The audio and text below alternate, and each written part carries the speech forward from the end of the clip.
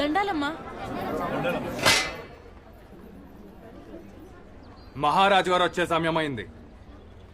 ఎవ్వరైనా సరే పక్క నుంచి రావాల్సిందే.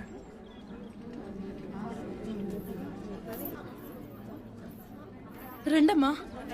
పర్లేదు, మీరు పదండి. రావాలి, త్వరగా రావాలి. వెనక ఇంకా చాలా మంది ఉన్నారు. అందరూ ముందుకు రావాలి. రావాలి. తర్వాత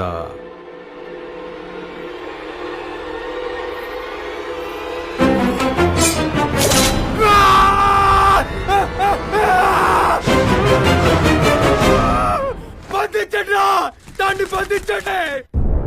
బాహుబలి భార్య దేవసేన సర్వ సైన్యాధ్యక్షుడు సేతుపతి చేతివేళ్లు నరికిన నేర విచారణ రాజమాత శివగామి దేవి ఆజ్ఞతో పండిత పామర సమక్షంలో శ్రీ శ్రీ శ్రీ భల్లాల దేవ మహారాజా వారి ఆధ్వర్యంలో ప్రారంభం కాబోతోంది. అవశ్యం. దేవసేన, నువ్వు చేసిన నేరం గురించి చెప్పుకోవాల్సింది ఏమైనా ఉందా? ఏ విచారణ లేకుండానే నన్ను సంకెళ్లతో బంధించారు.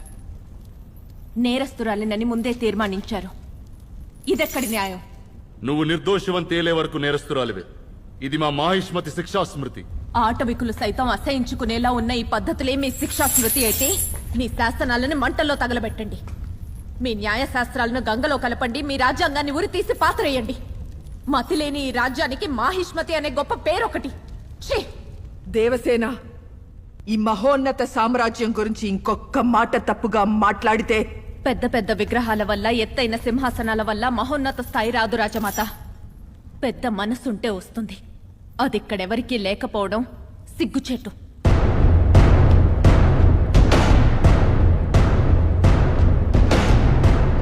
బాహుబలి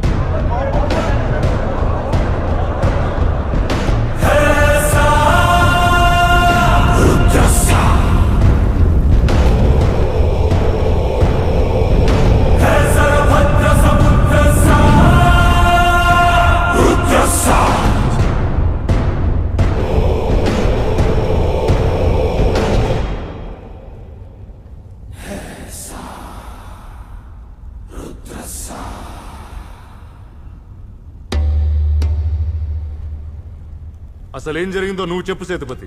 శివాలయం భక్తులతో రద్దీగా ఉంది మహారాజా. అప్పుడే దేవసేన కూడా దర్శనార్థం వచ్చారు.